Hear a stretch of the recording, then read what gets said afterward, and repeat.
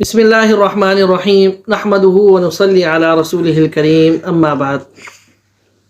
मौजूद सामने कराम, काफ़ी दिनों के बाद आपसे गुफ्तगू का मौका मिल रहा है। असल में कोई बात सामने नहीं आ रही थी, जिसकी वजह से मैं थोड़ा इंतज़ार कर रहा था कि 2023 शुरू हो जाए, उसके बाद भी कोई बात सामने आए तो फिर वो आपसे गुफ्तगू की जाए और आपको जो है नई आने वाली मालूमात जो है आपको फ़राहम की जाए। लेकिन अभी तक कोई ऐसी ख़बर आ नहीं रही थी, जिसकी वजह से इंतज़ार किया जा रहा था।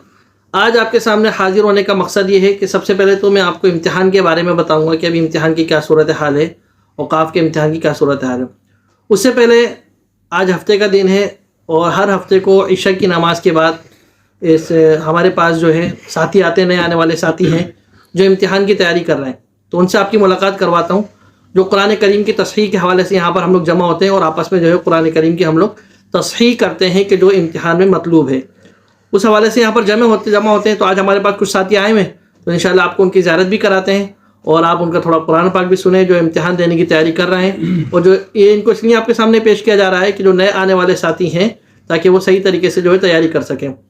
इनका थोड़ा सा कुरान पाक सुना, उसके बाद फिर इम्तिहान के हवाले से आपके सामने जो है गुफ्तगू की जाएगी।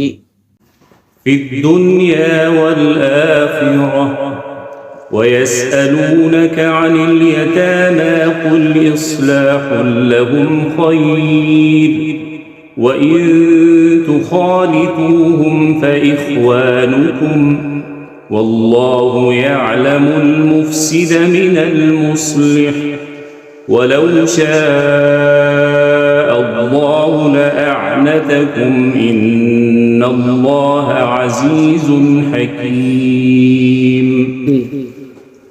ولا تنكحوا المشركات حتى يؤمنن ولأمة مؤمنة خير من مشركة ولو أعجبتكم ولا تنكحوا المشركين حتى يؤمنوا ولعبد مؤمن خير من مشرك ولو أعجبكم أولئك يدعون إلى النار والله يدعو إلى الجنة والمغفرة بإذنه ويبين آياته للناس لعلهم يتذكرون.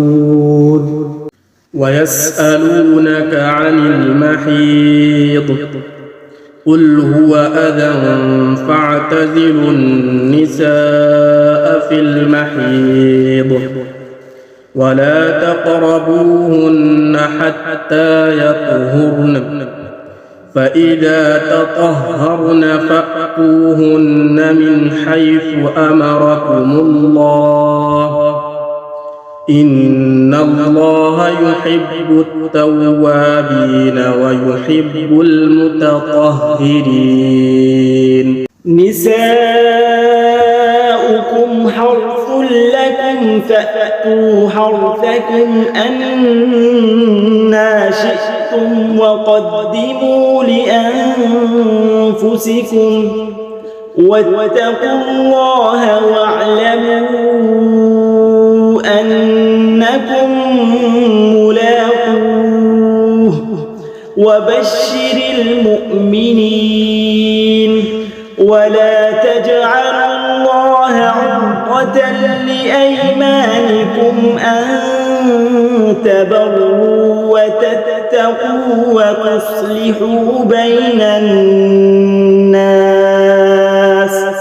والله سميع عليم.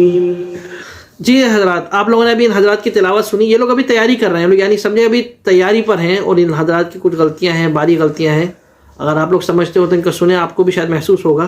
वीडियो बनाने का मकसद है कि आप लोग देखें कि कुछ हजरात कैसे पढ़ रहे हैं, इनकी कुछ बारी गलतियाँ हैं, जिसकी वजह से हम लोग यहाँ पर जमा होते हैं और कोशिश करते हैं कि वो बारी गलतियाँ हमारी निकल जाएँ।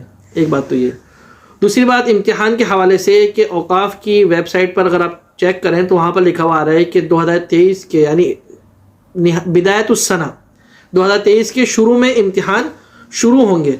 अब अक्सर साथी 1 जनवरी से 2 जनवरी से मुझे وہ کال کر رہے ہیں، میسج کر رہے ہیں کہ ابھی کب امتحان ہوگا، پھر کب، ابھی تھوڑا انتظار کرو، پھر 5 دن بعد کہتے ہیں کب امتحان ہوگا، ابھی تو جنوری بھی ختم ہونے والا ہے. تو اس کا مطلب یہ نہیں ہے کہ جنوری میں امتحان شروع ہو جائے گا.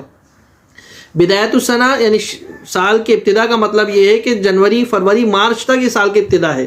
اب وہ اپنے حساب سے شروع کریں گے. بس آپ لوگ اپنی تیاری میں مکمل تیاری کریں، کتابوں کی بھی اور خدا را قرآن پاک کی بھی. ساتھیوں کی کتابوں کی تیاری میں محنت کرتے ہیں، پاس کر لیتے ہیں، لیکن قرآن پاک کی تیاری میں یا تو یاد نہیں ہوتا، یاد بھی ہو جاتا ہے.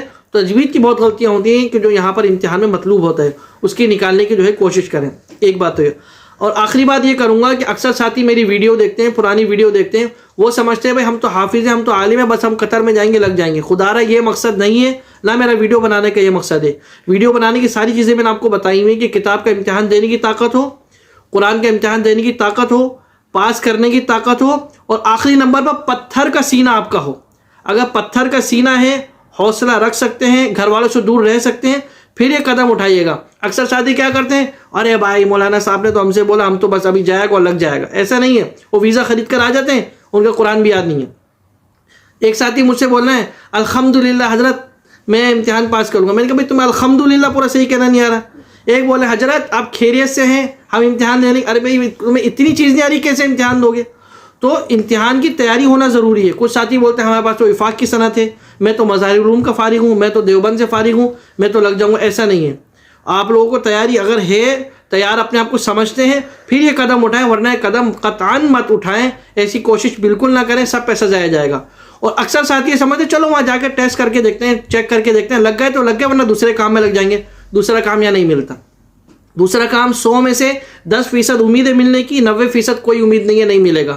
روم میں، کمرے میں سوتے رہیں گے، کرایہ بھی بھرنا پڑے گا، پیسے بھی بھرنے پڑیں گے. لہذا ان سب چیزوں کو مد نظر رکھتے ہوئے اپنا قدم اٹھائیں، سوچ سمجھ کر قدم اٹھائیں. اور جب قدم اٹھائیں تو قدم کو جما کر قدم اٹھائیں اور ہمت کریں کوشش کرنے کی. تو لہذا اللہ پاک ہم سب کو کامیابی عطا فرمائے. بالخصوص جو ساتھی ہمارے یہاں موجود ہیں، جو اپنے پردیس میں یہاں پر آئے ہوئے ہیں، ابھی ان کی کوئی نوکری روزی نہیں ہے اور یہ لوگ امتحان کی تیاری میں لگے ہوئے ہیں، اللہ پاک ان کو بھی کامیاب کرے، اور جو جہاں پر تیاری کر رہے ہیں اس کو بھی کامیاب کرے.